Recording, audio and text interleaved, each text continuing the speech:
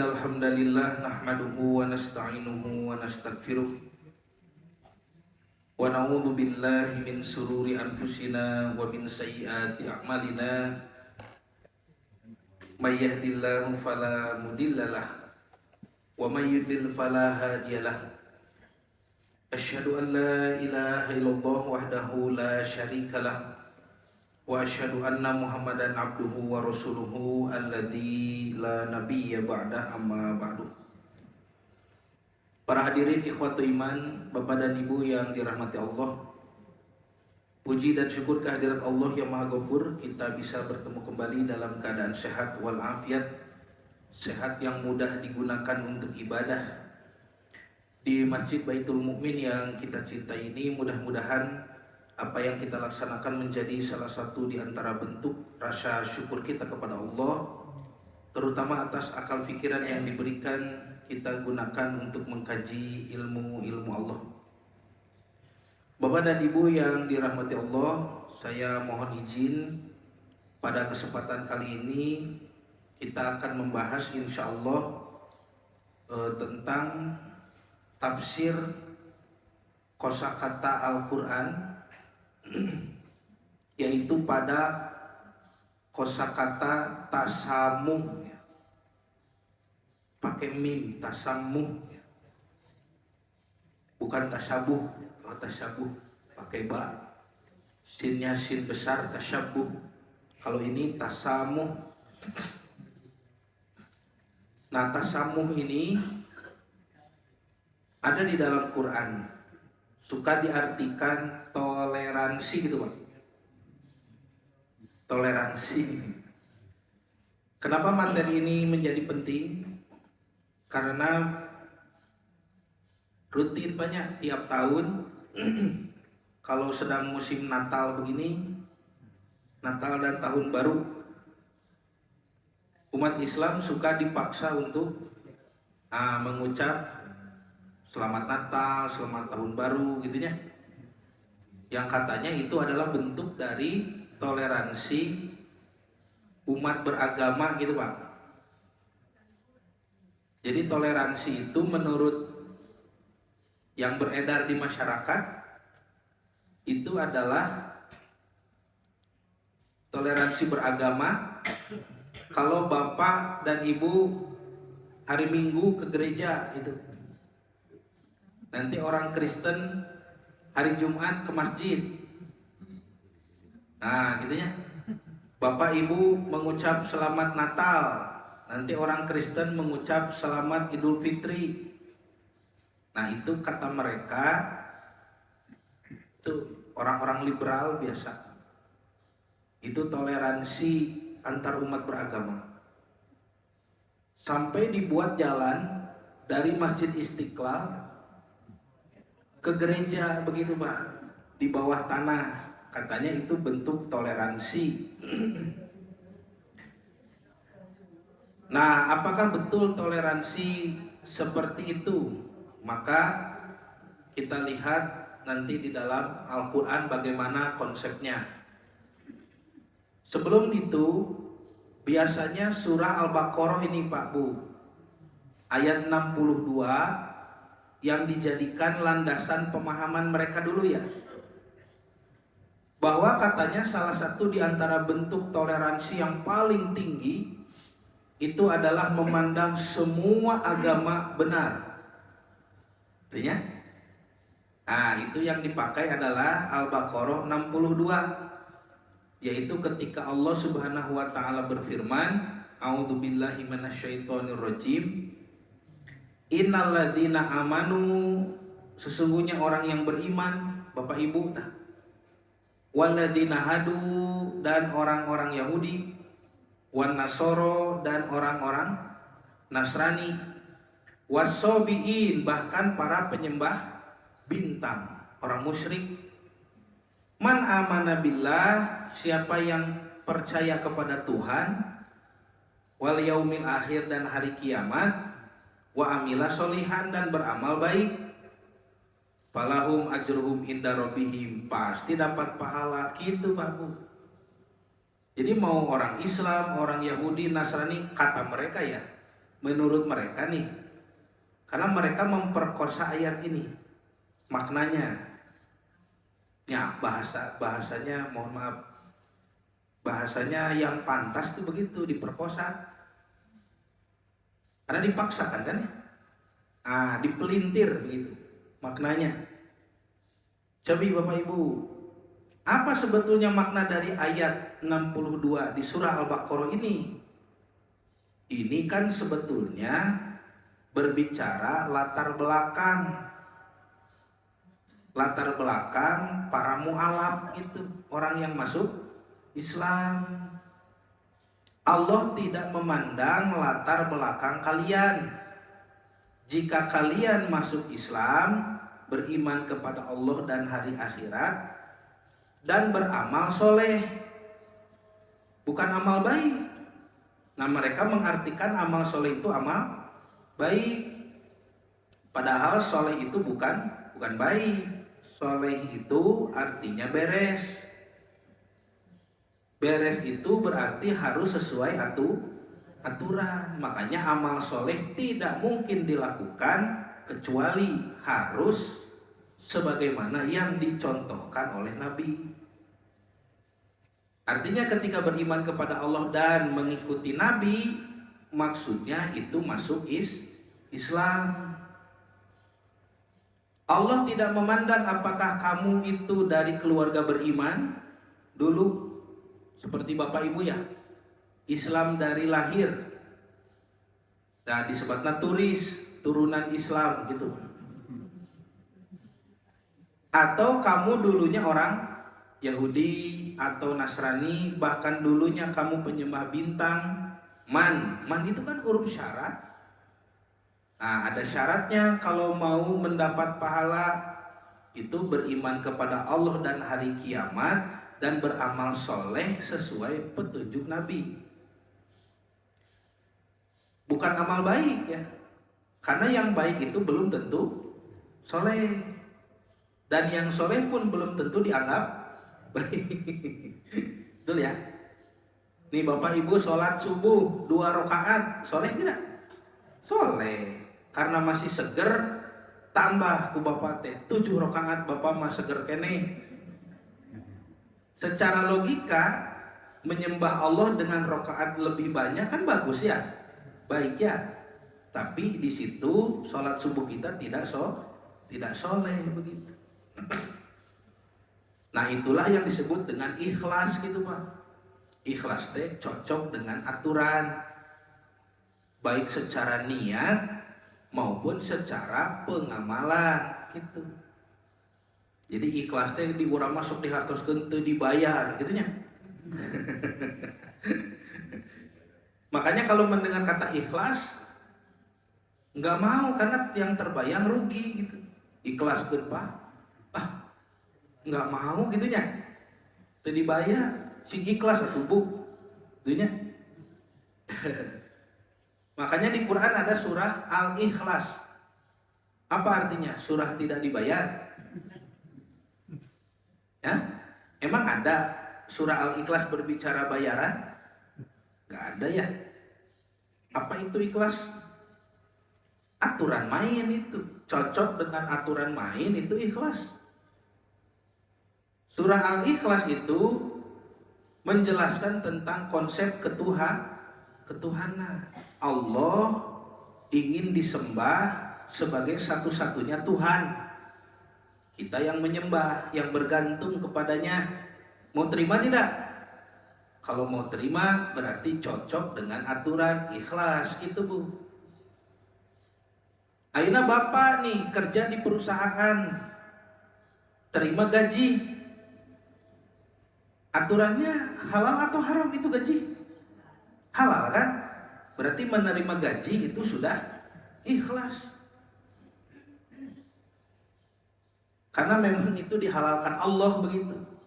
Gaji, upah begitu ya. Dan Nabi SAW bersabda, upah yang paling berhak, nih, yang paling berhak diberi upah itu adalah pengajar Al-Quran. Kan itu kata Nabi begitu. Jadi kalau Bapak Ibu mengajar Quran lalu dapat upah, itu upah yang paling berhak. Maka menerima upah gaji dari hasil kerja kita itu sudah ikhlas, cocok dengan aturan. Karena Allah menghalalkan begitu. Tapi apabila di perkara lain yang Allah tidak membolehkan ambil bayaran, maka ikhlasnya itu tidak mengambil bayaran. Contoh misalkan birrul walidain, berbuat baik kepada orang tua. Orang tua kita nelpon, "Ma, ini ibu mohon tolong diantar ke anu." Kita jawab wani piro gitu.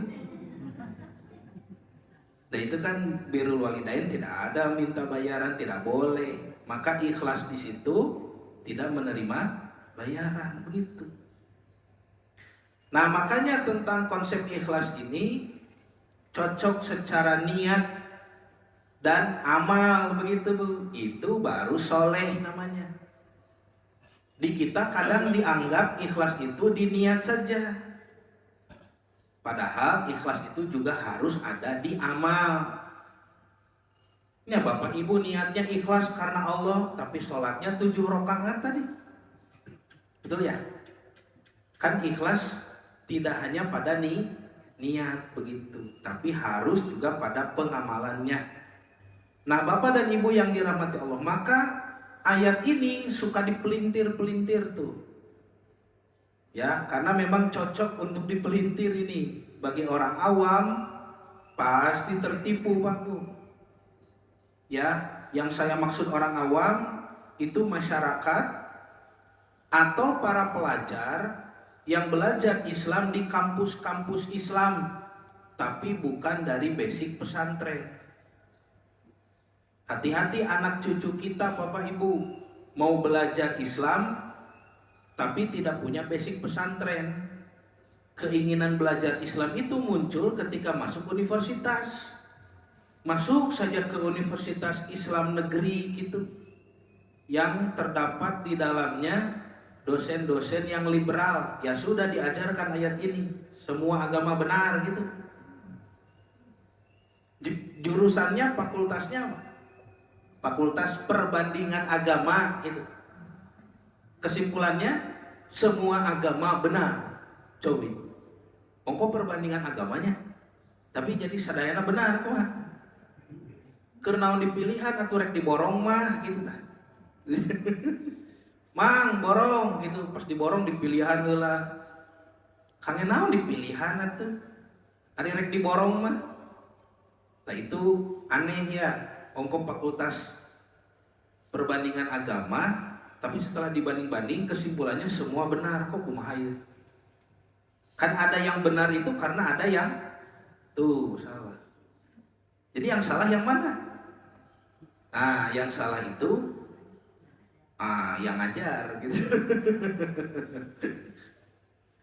Nah, Bapak Ibu yang dirahmati Allah, kalau ayat ini adalah tentang pluralisme agama, maka akan sangat bertentangan dengan ayat-ayat lain dalam Quran. Contoh yang paling mudah itu surah Al-Bayyinah ayat 6. Allah berfirman, A'udzubillahi minasyaitonirrajim, innalladzina kafaru, sesungguhnya orang-orang kafir, min ahlil kitabi, dari kalangan ahli kitab, yaitu Yahudi dan Nasrani, wal musyrikin, dan orang musyrik, berarti termasuk penyembah bintang tadinya, sobiin, fi nari jahannam, mereka ada di dalam neraka jahanam. Tuh jelas itu ya, kholidina fiha, mereka kekal di dalamnya, ulaika hum syarrul bariyah, mereka itulah seburuk-buruk makhluk. Coba terusnya, nah ada juga ini Ali Imran ayat 19, inna dina indallahil Islam, agama di sisi Allah itu Islam. Kenapa tidak Islam itu agama di sisi Allah? Tidak begitu kalimatnya. Al-Islamu dinun indallah, tidak begitu. Tapi inna dina indallahil Islam, itu urutan mempengaruhi ya. Agama di sisi Allah itu Islam, ada yang lain? Nggak ada kalau susunannya begini. Tapi kalau Islam itu agama di sisi Allah. Kalau yang lain mungkin ada, mungkin masih ada. Ini kopiah saya. Nah, ini kopiah saya. Itu, oh itu juga kopiah saya, kan begitu. Beda kalau kalimatnya kopiah saya itu ini, kan ya. Kopiah saya yang ini, moal aya nu sanes. Dan nu abdi mah ieu. Istri bapak adalah ibu, tos teu aya deui. Tapi kalau ibu adalah istri bapak, tak itu masih memungkinkan ada yang lain. Jadi hati-hati ibu, perhatikan kalimat bapak ya. Kalimat bapak kalau mengakui ibu sebagai istri bagaimana? Ibu, istri bapak, atau istri bapak adalah ibu. Tanggung mana tak? Gitu ya. Kalau istri bapak adalah ibu, nah itu tidak ada yang lain, tenang punya. Cek ibu teh nah bapak mah nyebutna ibu adalah istri bapak. Nah itu masih membuka. Namanya tetunuh bu bapak ieu nya. Kan langsung ngerejak bapak teh henteu bu, cek bapak teh gitunya. Soalnya salah doa sih karena bapak mah. Tadi teh bahasa memulai teh bismika gitu tah. Bahasa mulai kajian teh doana bismika Allahumma ahya gitu. Wa bismika amut ta eta doana teh Pak. Lepat banyak doa belajar mah Robbi zidni biasanya ilmu. Nah, mari kita lihat konsep toleransi Bapak Ibu. Toleransi itu ayat sadaannya sekali dia mecenghar. Nya. Nah, sekali dia. Nah, ting orang tarikannya volumenya 100 kan. Tah, pasti kebedil, Pak. Nunutan ditembak ya. Jadi tasamuh itu dari kata samhah gitu Pak. Samhah itu secara bahasa artinya mudah.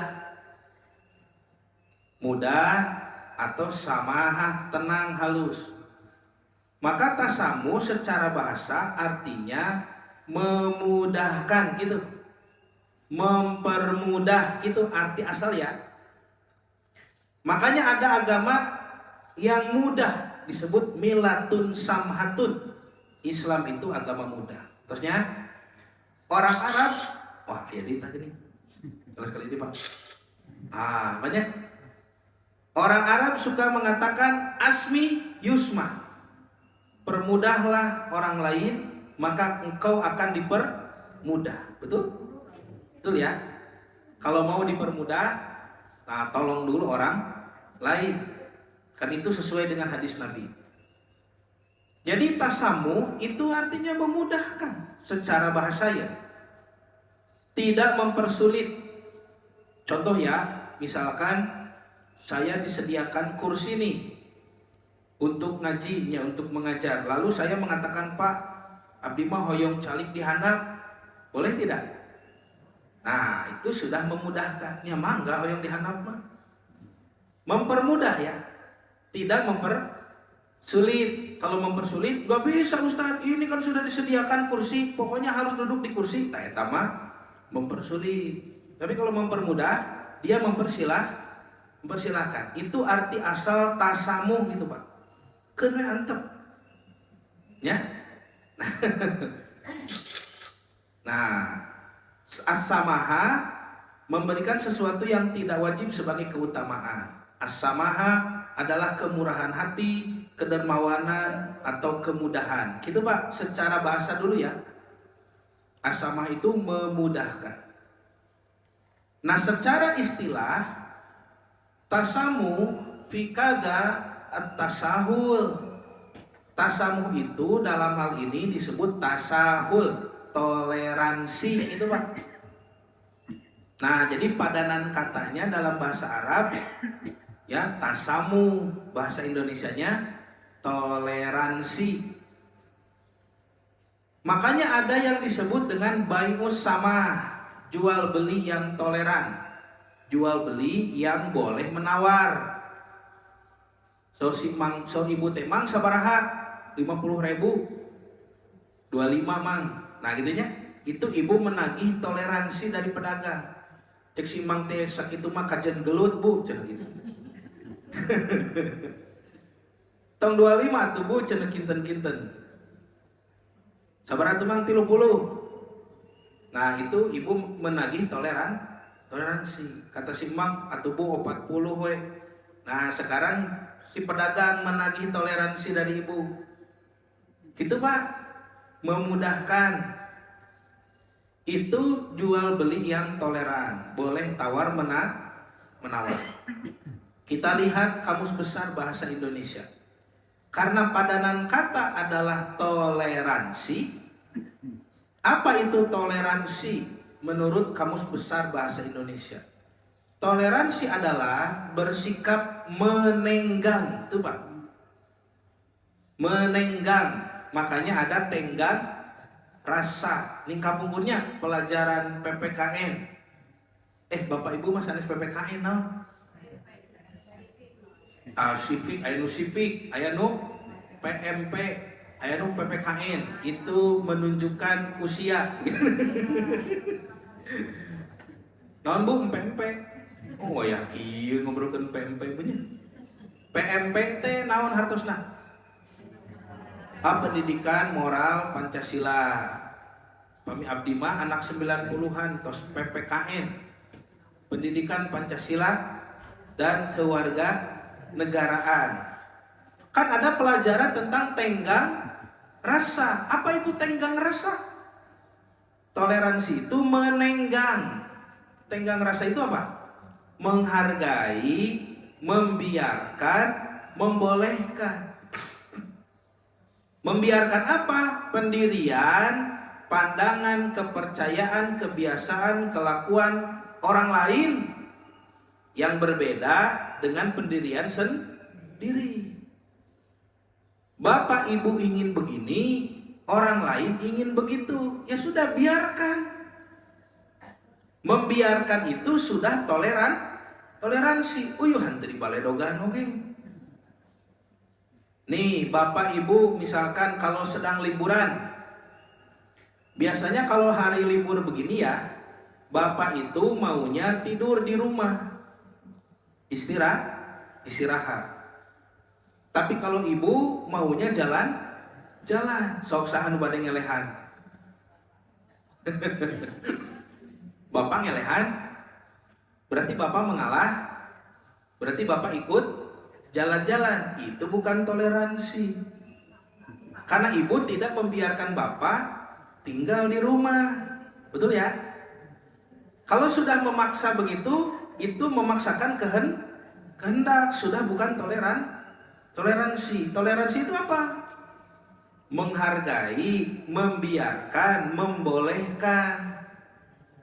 Ya, keinginan, pandangan, kepercayaan, kebiasaan orang lain yang berbeda dengan pendirian sendiri.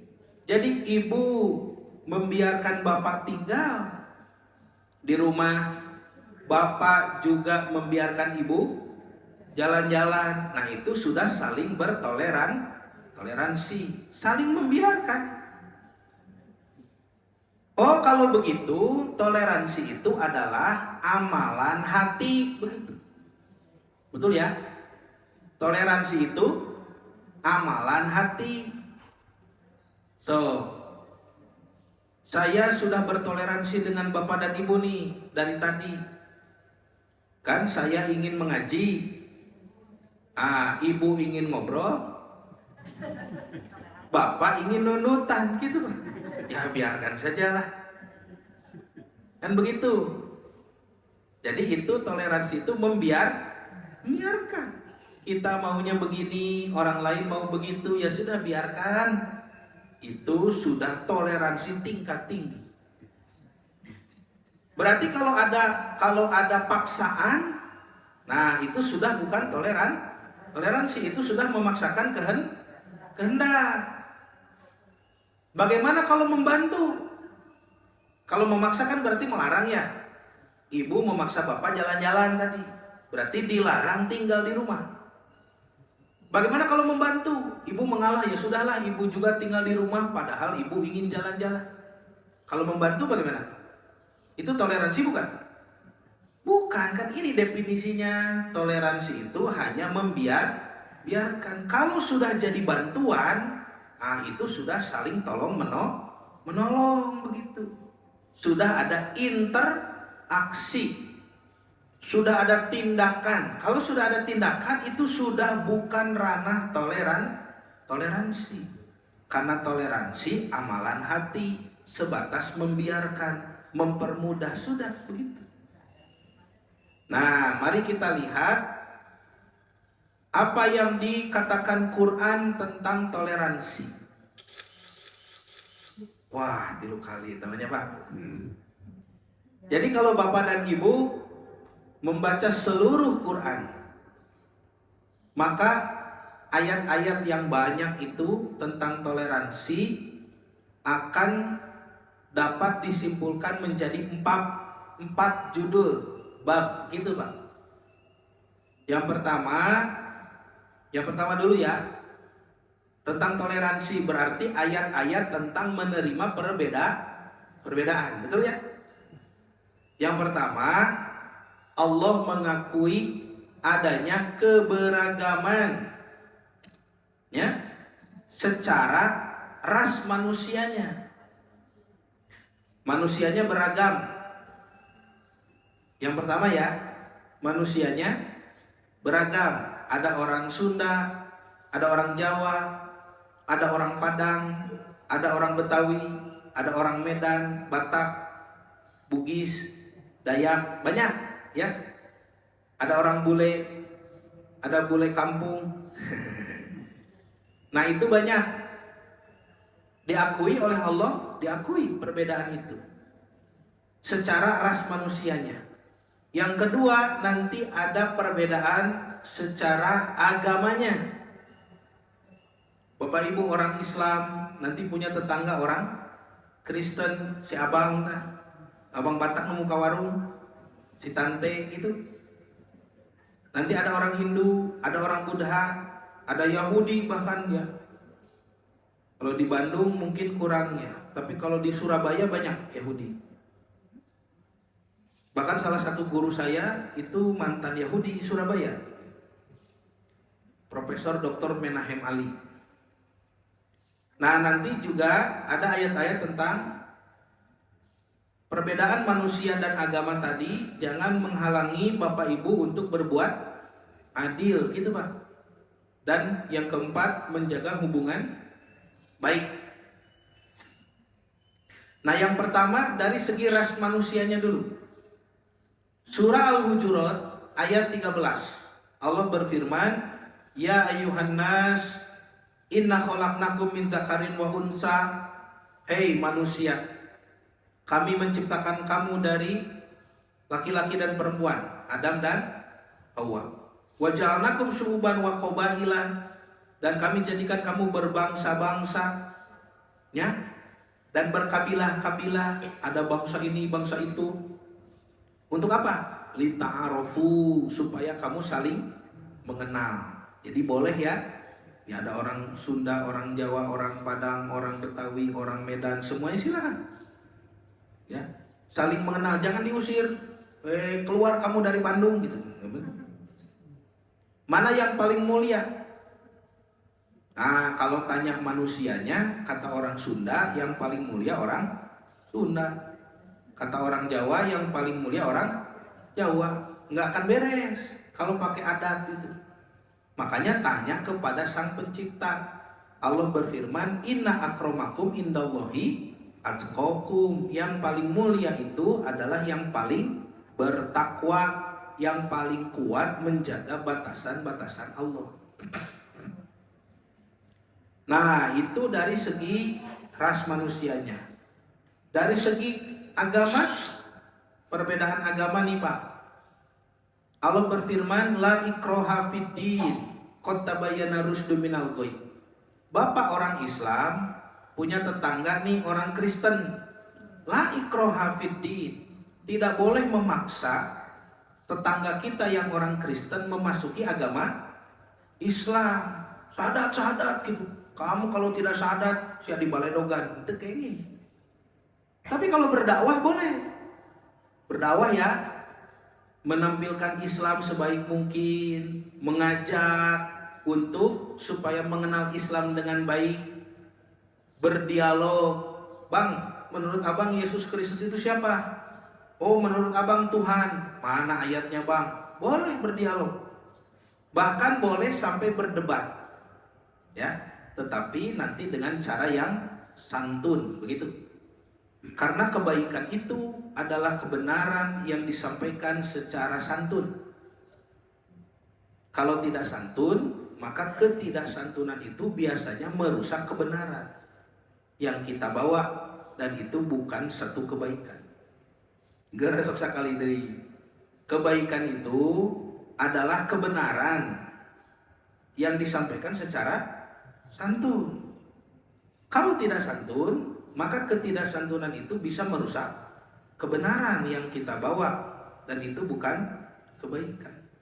Dalilnya banyak di Quran. Salah satu yang paling hebat itu Musa dan Harun disuruh mendakwahi Fir'aun.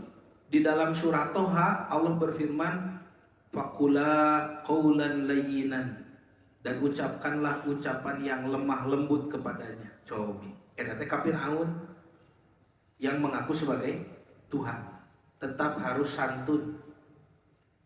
Nah, Bapak Ibu yang dirahmati Allah, kemudian nanti Allah juga mengajari kita supaya adil. Nih, ya ayyuhalladzina amanu kunu qawwamina lillahi syuhada'a bil qisti. Hendaklah kamu jadi orang-orang yang menegakkan keadilan. Wala yajrimannakum syana'anu qaumin. Jangan sampai kebencianmu kepada satu kaum ala alla ta'dilu, membuatmu tidak adil. I'dilu, berlaku adillah. Wa aqrabu littaqwa, itu lebih dekat kepada takwa. Nih, Bapak teh orang Sunda dan agamanya Islam, lalu jadi kepala desa. Maka ketika menerapkan hukum, ada yang bersengketa misalkan orang Sunda dengan orang Jawa tidak boleh berat sebelah. Orang Islam dengan orang Kristen tetap harus berlaku adil. Jangan sampai kebencianmu kepada satu kaum membuatmu tidak adil. Tuh Pak, ajaran Quran sampai begitu. Dulu kan pernah terjadi di zaman Khalifah Ali bin Abi Thalib, bahwa Ali pernah dituduh mencuri baju Yahudi gitu Pak. Berarti Ali teh khalifahnya. Tapi ketika jemur baju perang, kata Yahudi, ini baju saya. Akhirnya nanti disidang, ya. Lalu Yahudi bisa menunjukkan ciri-cirinya. Ini 1, 2, 3, 4, ini baju saya. Saksinya si Anu. Dua ya, kalau laki-laki 2 orang saksi. Kalau perempuan 4, anak kecil juga 4. Ali bin Abi Thalib tidak punya saksi gitu Pak, pas di persidangan teh. Saksinya hanya Fatimah, perempuan 1, Hasan Husain, anak-anak 2 gitu. Kurang saksinya. Maka hakim memutuskan baju ini milik Yahudi gitu Pak. Itu pernah terjadi. Sampai Yahudinya molohok, colohok Yahudi nanti. Ya, seadil itu hukum Islam. Yang akhirnya Yahudi ini masuk Islam di hadapan Ali dan mengaku bahwa dia sudah berbohong tentang baju itu. Nah, Bapak Ibu yang dirahmati Allah, maka yang terakhir, yang keempat, menjaga hubungan baik antar sesama umat beragama. Ini surah Al-An'am 108. Janganlah kamu wala tasubul ladina yad'una min dunillah, mencaci sembahan-sembahan mereka selain Allah. Fayasubullaha adwan bighairi ilmin, nanti mereka juga mencaci Allah. Nah, tidak boleh ya menghina agama orang lain begitu. Kan sekarang di internet itu banyak saling menghina Pak. Islam dengan Kristen gitu Pak. Nah, Yesus Kristus minum spiritus mampus ya gitu Pak. Us gitunya. Nya tukang katimus gitu. Kan di gereja itu patungnya tidak berpakaian ya, pakai selempak saja begitu. Kan itu ada orang Islam yang menyebut orang Kristen itu para penyembah kolor, gitu. Ya jangan begitu. Nanti kalau kita menghina orang lain dengan agamanya itu, maka orang lain akan menghina Allah, menghina agama kita.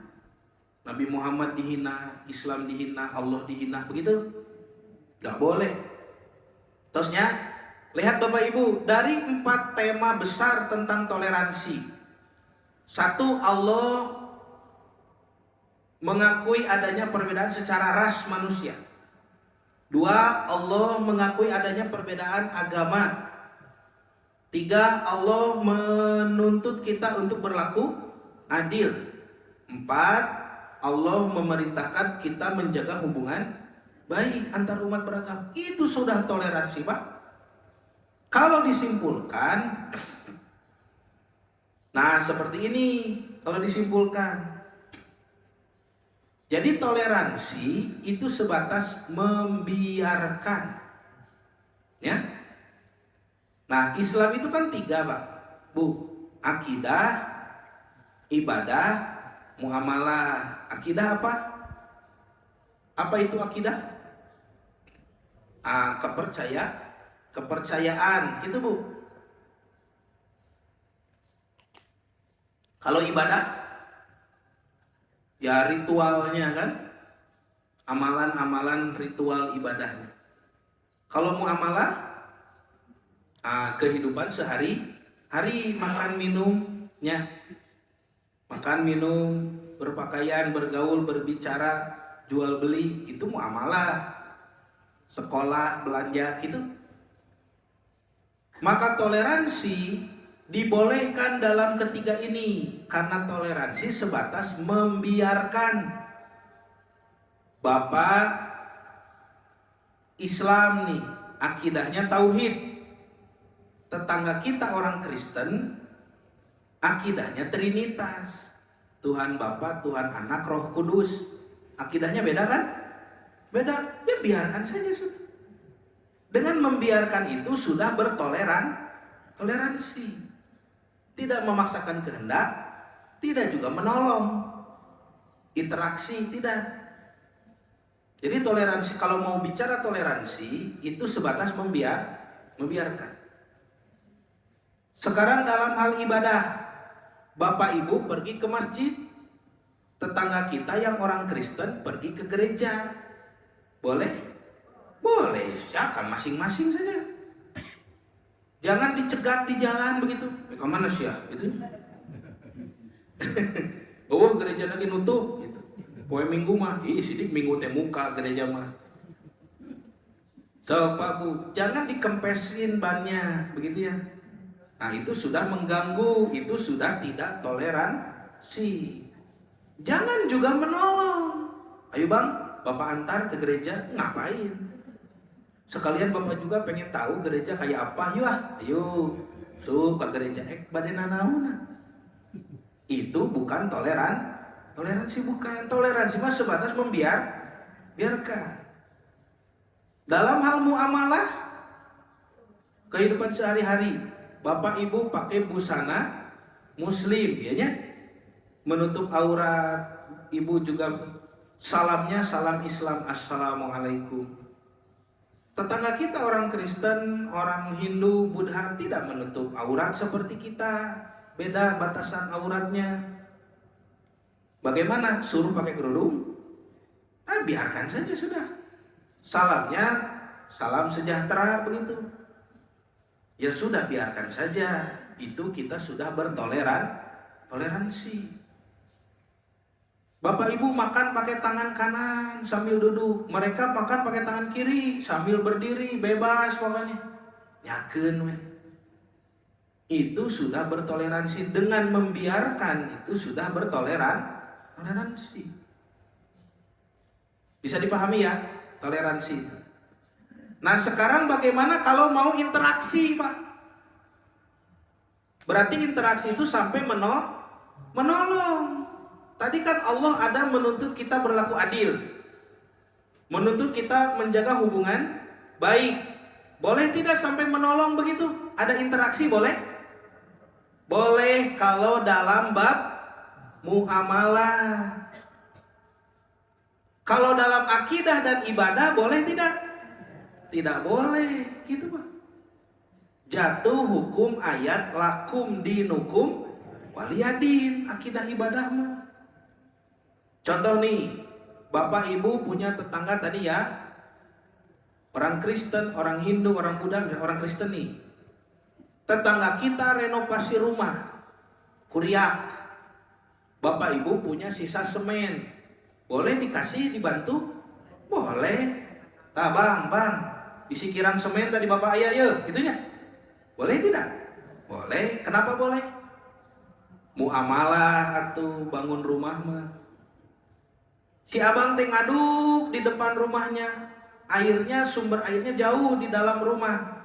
Bapak Ibu punya keran di teras, dekat, lebih dekat, tak karena adukan si abang. Boleh kasih air?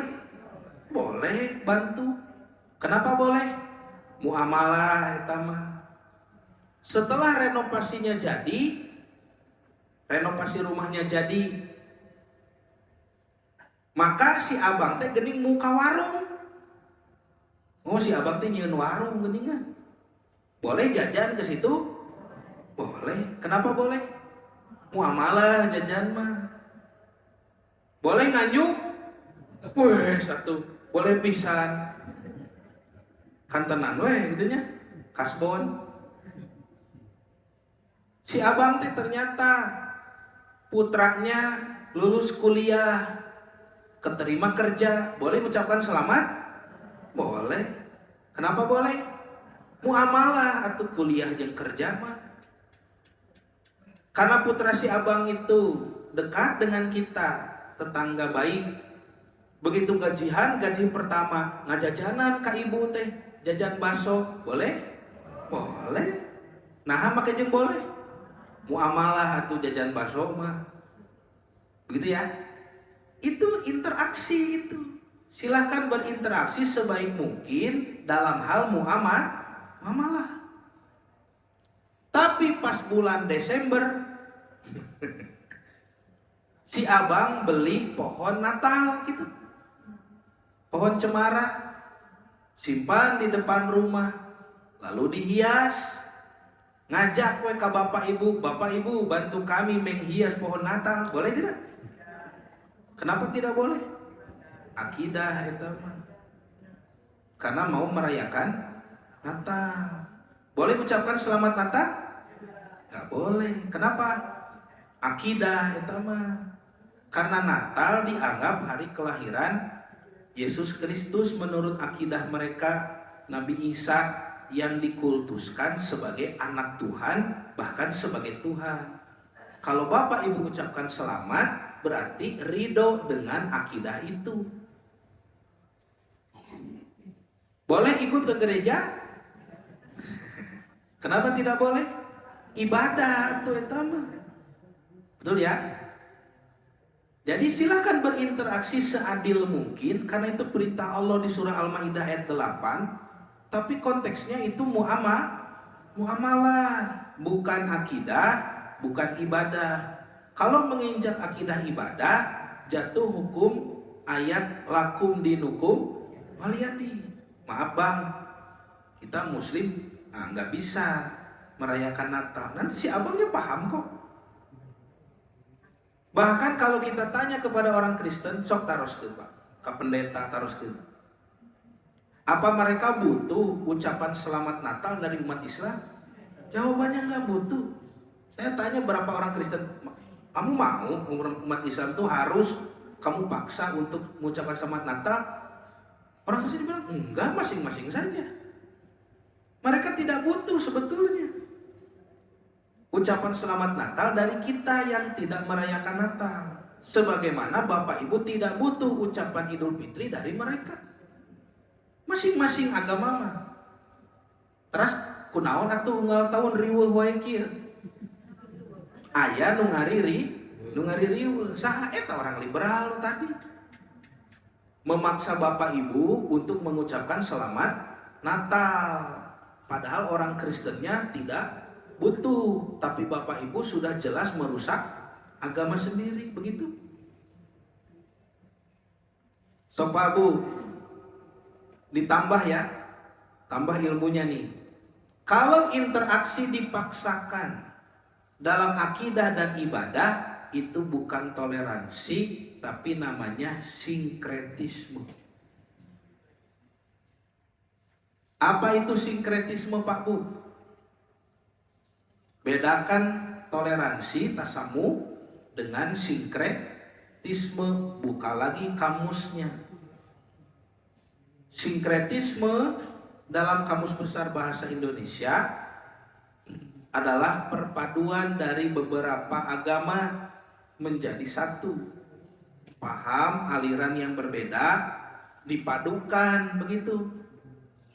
Untuk apa? Mencari keserasian, keseimbangan. Tak eta mah sinkretisme. Contoh, apa hasil sinkretisme? Agama penyembah dewa-dewi Romawi dengan ajaran Kristen versi Paulus. Itu digabung, Pak. Makanya jadi Natal itu. Karena 25 Desember bukan hari lahir Nabi Isa kan? Kan Quran menyebutkan bahwa Siti Maryam ketika melahirkan itu menggoncangkan pohon kurma, maka berjatuhanlah kurma-kurma yang matang. Berarti sedang musim panen kurma. Nah itu bukan musim dingin kan? Lalu disediakan sungai. Maryam suruh mandi di situ.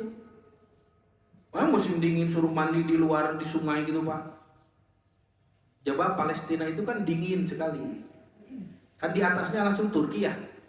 Turki itu kan masih turun salju Pak. Nah di bawahnya itu Palestina. Itu kalau suhu Desember begini kan dingin sekali. Ya. Makanya Allah berfirman, Maryam fakuli wasrobi wa qurri ainan.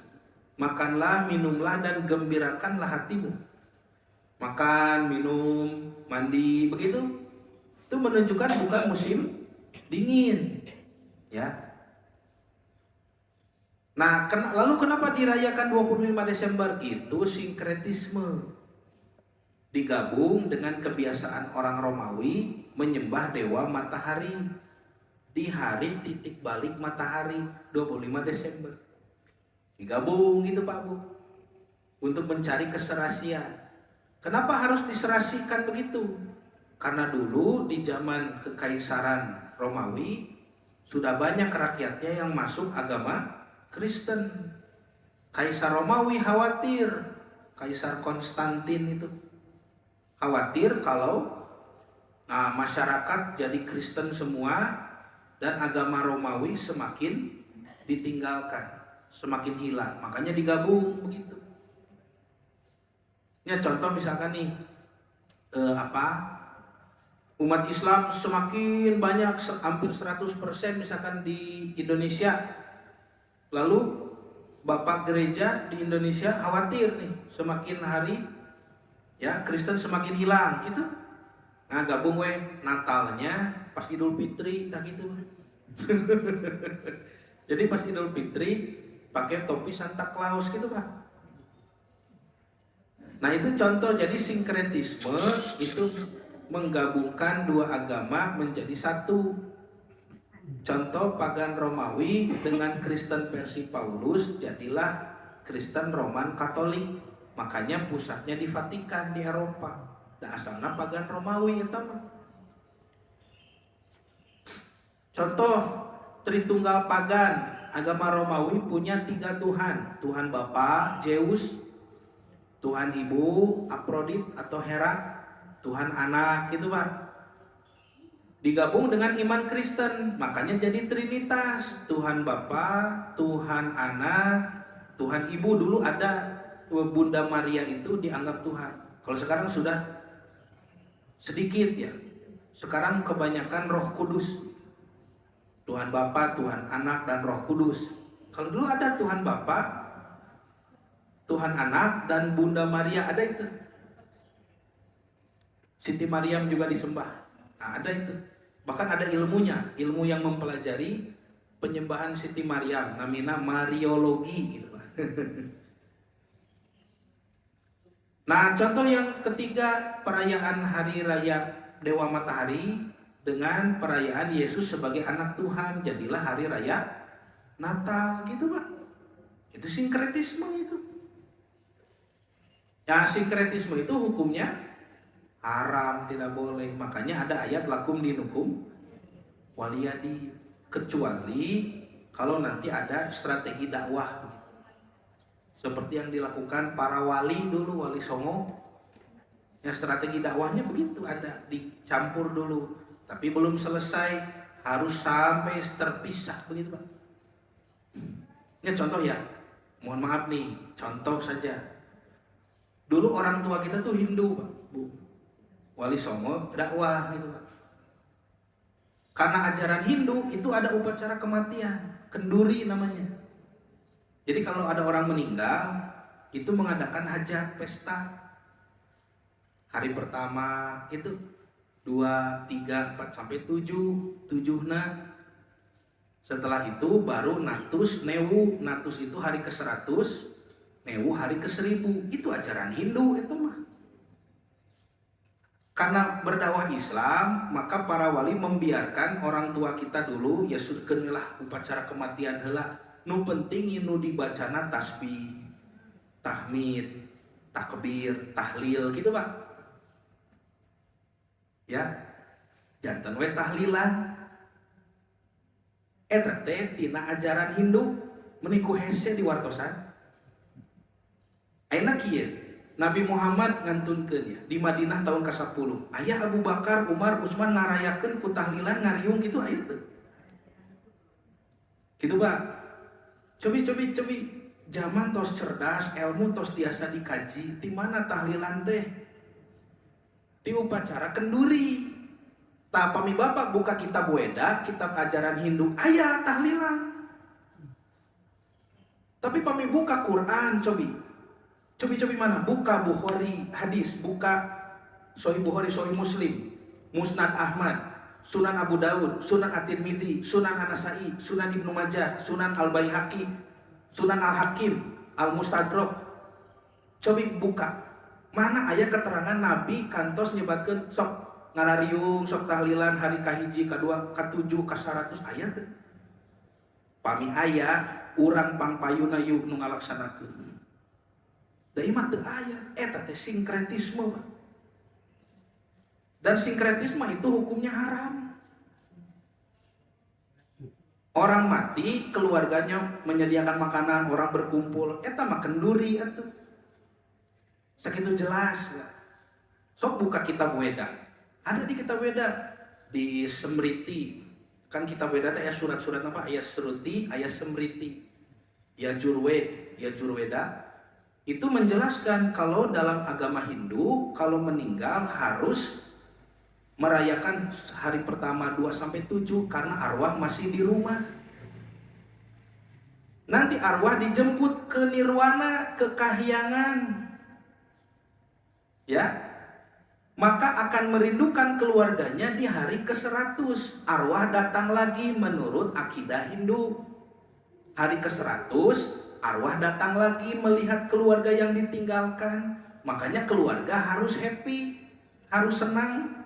Supaya si arwah tenang, oh keluarga yang ditinggalkan ternyata tenang gitu. Makanya pesta lagi hari ke-100. Pulang lagi ke kahyangan, ke nirwana.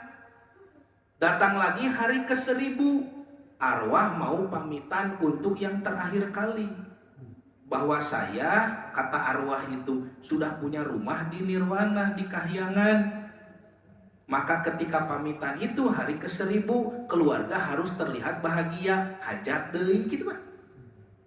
So gerak ngobrol kadi tu kakuil, kawihara, ngobrol sareng biksu Hindu, nyambung tahlilan mah.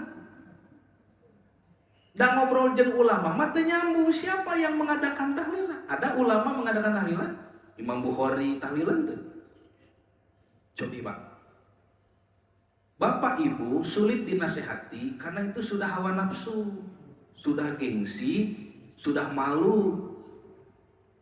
Kan Bapak Ibu yang berdoa tiap sholat, ihdinas siratal mustaqim, tunjukkan kami jalan yang lurus. Sekarang oleh Allah ditunjukkan ini jalan yang lurus. Ilmunya sudah bisa dipelajari. Kenapa masih sulit dinasihati? Begini saja, tidak usah bertengkar kan? Tidak usah adu jotos. So. Pokoknya kalau mau tahlilan, tunjukkan saja mana contohnya, mana ayat Qur'annya, mana hadis nabinya.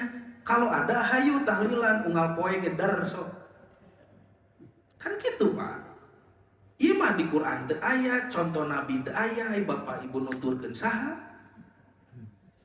Kan Nabi bersabda, man amala amilan laisa alaihi amruna fahuwa radun, jelas.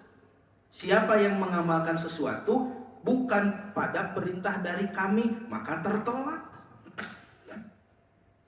So Pak, kumaha syariatna kalau misalkan keluarga kita meninggal, nih orang tua kita meninggal misalkan, syariatnya bagaimana? Bukan orang yang keluarga yang meninggal menyediakan makanan, bukan.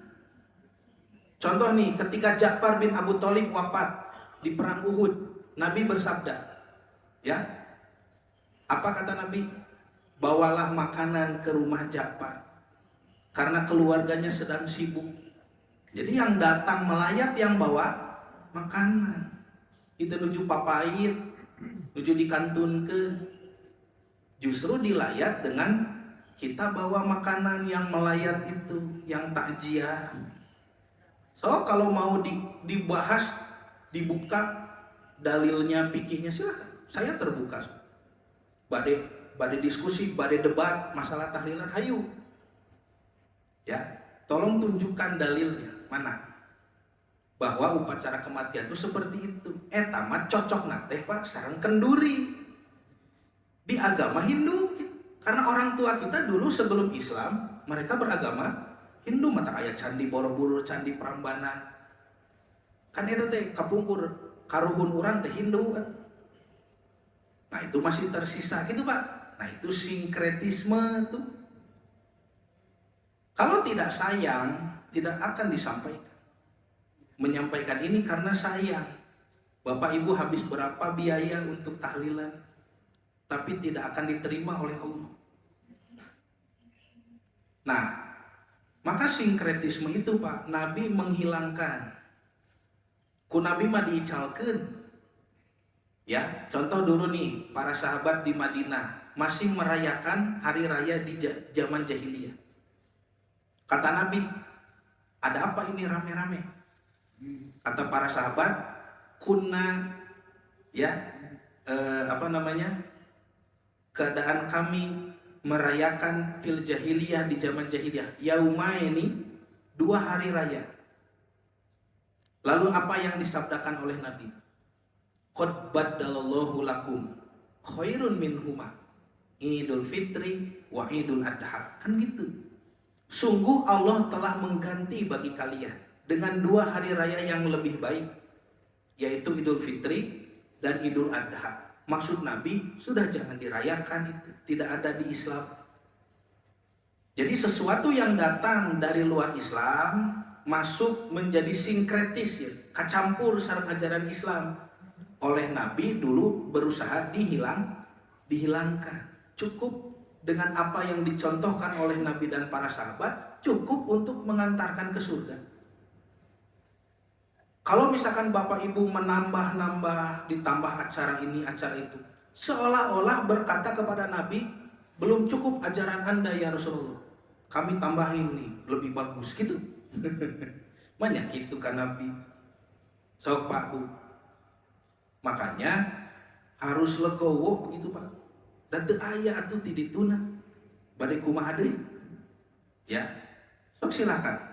Bapak, Ibu kalau masih penasaran bab tahlilan, mau diskusi, mau debat, ayo silakan. Saya tunggu kapan saja. Tinggal di Sherlock di mana lokasinya. Tidak ada Pak, ya, upacara kematian itu. Nu aya mah justru dina kitab orang Hindu gitu Pak. Kenduri tak cocok sareng kenduri mah. Nah itu sudah sinkretisme. Dan sinkretisme itu hukumnya haram, tidak boleh. Nah ini selanjutnya contoh Nabi Shallallahu Alaihi Wasallam pernah menyambung hubungan baik. Yang pertama dengan orang Kristen Habasyah nih Pak Bu. Orang Kristen Habasyah di hijrah pertama, yaitu Raja Najasyi tayanya. Yang kedua, Nabi juga pernah mengutus delegasi perdamaian kepada Nasrani Najran di Yaman. Nah, lokasinya di sini. Jadi dari Mekah itu Nabi ke arah selatan nih, di Yaman ada Najran ini. Ya, Nabi berhubungan baik dengan orang-orang Kristen di Najran. Lalu Nabi juga menitipkan para sahabat dari Yaman tuh nyebrang ke benua Afrika, lalu ke pedalaman Ethiopia. Di situ ada kerajaan Habasyah yang dipimpin oleh Raja Najasyi, ya, Raja Najasyi. Nabi titipkan para sahabat ke sana. Jadi berhubungan baik Nabi dengan orang-orang Kristen. Lalu di Madinah, Nabi juga membuat undang-undang, Pak. Undang-undang Piagam Madinah, ya, yang isinya mengatur hidup berdampingan antara umat Islam dengan orang Yahudi. Mau Bani Koinuko, Yahudi nih, Bani Nadir, Banu Quraidah, dan Yahudi-Yahudi lain seperti Banu Najjar. Nah, itu semuanya Nabi lakukan di Mekah dan di Madinah, Pak. Nah, kesimpulannya begini. Nabi sudah mencontohkan bagaimana sikap toleransi kepada Yahudi dan Nasrani. Beliau berinteraksi baik dengan mereka, menghargai pendapat agama mereka, melindungi hak-hak mereka dan sebagainya. Namun Nabi Sallallahu Alaihi Wasallam tidak pernah mengucapkan selamat hari Natal gitu Pak kepada Raja Najasyi atau Nasrani Habsyah, dan juga kepada Nasrani Najran, tidak ada. Padahal hubungan mereka sangat baik, tapi ucapan selamat Natal ada tidak? Tidak ada, karena itu sudah bagian akidah dan ibadah. Jadi kalau mau berlaku adil, berinteraksi dengan baik, silahkan dalam hal muamalah. Juga Nabi tidak pernah mengucapkan selamat Yom Kippur kepada Yahudi, apalagi sampai datang menghadiri ritual ibadah dan perayaan mereka. Teu aya Nabi teh suka gereja nyanak tumpeng gitu. Teu aya. Nabi datang ke sinagog Yahudi, ikut perayaan mereka, menyaksikan lalu mengucapkan selamat Yom Kippur, toleransi beragama, tidak ada. Komo di topi Santa Claus gitu Pak. Selamat hari Natal, tidak ada itu. Karena itu sudah bukan toleransi. Toleransi mah sebatas membiarkan. Itu sudah interaksi, dan interaksi hanya boleh pada muamalah. Adapun akidah dan ibadah masuknya sinkretisme. Nah, bahkan Nabi pernah diajak sinkretisme oleh kafir Quraisy gitu Pak. Nih, itulah sababun nuzul turunnya surah Al-Kafirun. Kata Imam Ibnu Katsir, kenapa Al-Kafirun dulu diturunkan? Orang kafir Quraisy mengajak Rasulullah SAW menyembah berhala mereka 1 tahun. Lalu setelah itu mereka akan menyembah Allah 1 tahun. Muhammad setahun sembah berhala, setahun sembah Allah, gitu. Siapa yang mengatakan itu? Itu adalah Walid bin Mughirah. Ini Jagger nama Mekah gitu Pak. CS Abu Jahal. Al-As bin Wa'il, ini mustahziun yang suka mengolok-olok Nabi dulu. Sekarang kelihatan Nabi banyak pengikutnya, mereka taluk gitu Pak. Takluk, ngajak damai. Dan Aswad bin Abdul Muthalib ini termasuk paman Nabi, dan Umayyah bin Khalaf ini tokoh munafik. Mereka berkumpul datang kepada Nabi Muhammad, yuk sekali ewang nyembah berhala dan nyembah Allah. Setahun ini berhala dulu, tahun depan kita sembah Allah. Jawaban Nabi, tidak boleh, tidak bisa. Nah, dalam riwayat lain disebutkan mereka datang lagi. Muhammad, kalau setahun terlalu lama, sebulan. Sok Allah dulu yang kita sembah. Kita sebulan sembah Allah, bulan depan sembah berhala kami, Lata, Uzza, Manat, Dewa Baang. Jawaban Nabi tetap tidak bisa, ya. Datang lagi Muhammad, 1 hari sembah Allah, 1 hari sembah berhala. Tetap jawabannya tidak bisa.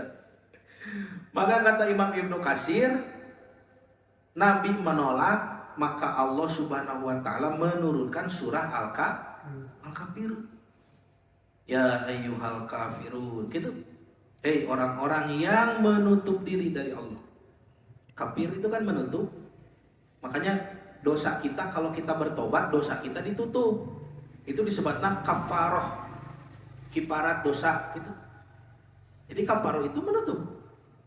Orangnya kafir, artinya orang yang menutup diri. Itu sudah panggilan sopan, Pak. Terkena digentos ku non muslim. Sok aya wae. Ya ayyuhal kafirun kan gitu ayatnya, wahai orang-orang kafir, maksudnya orang yang menutup diri dari Allah. Itu sudah panggilan sopan. Kan ayatnya tidak berbunyi begini, ya kul ya ayyuhalladzina laisa bimu'minin, men gitu.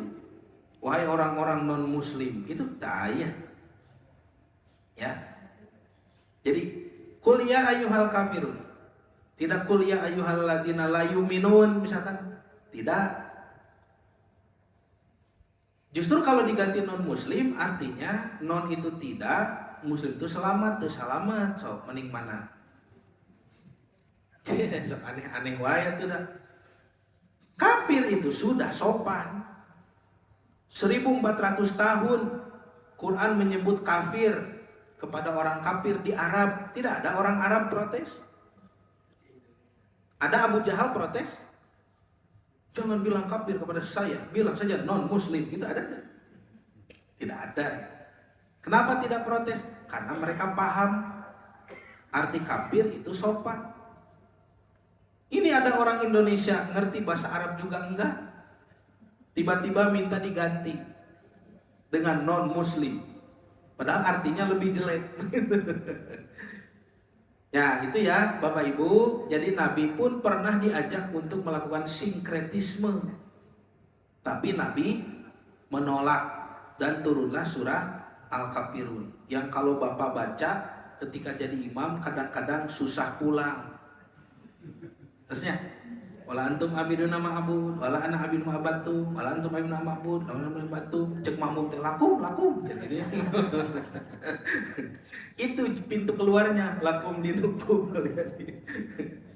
Terus Pak, nah ini umat Islam selalu dipaksa sinkretis. Umat Islam tiap tahun Desember pasti dipaksa mengucapkan selamat Natal. Atau cenah kumaha Pak Ustadz, kan presiden, nih menteri, kan punya rakyatnya ada orang Kristen. Bagaimana untuk, ya sudah dibiarkan, itu sudah toleransi. Kalau mau mengucapkan selamat Natal jangan oleh orang Islam. Cari saja menteri Kristen, bisa itu. Menteri Kristen cenah tampil di TV selamat Natal, ya kalau itu masih lahan. Jangan memaksa kiai haji kita kok diberi topi Natal, Santa Claus begitu. Itu sudah pelecehan agama itu, Pak. Ya. Nah, Nabi tidak pernah mencontohkan begitu. Interaksi dalam akidah dan ibadah itu tidak boleh. Lakum dinukum waliyadi. Nanti Januari ada tahun baru. Sok nanti kita bahas apa itu tahun baru 1 Januari. Itu penyembahan dewa Janus. Dewa bermuka dua gitu, Pak. Dewa Janus, Januari. Nanti Februari ada Gongsi Pacai. Lebaran Cina. Kurang tadi paksa deui gitu, Pak. Ya, mati laptopnya, baterainya habis. Ya sudah dulu lah. Nah, Bapak Ibu yang dirahmati Allah. Jadi kesimpulannya bagaimana? Tasamu atau toleransi itu artinya menenggang, sebatas membiarkan. Ya, toleransi dibolehkan oleh Allah tadi di berbagai macam ayat dalam akidah. Biarkan saja.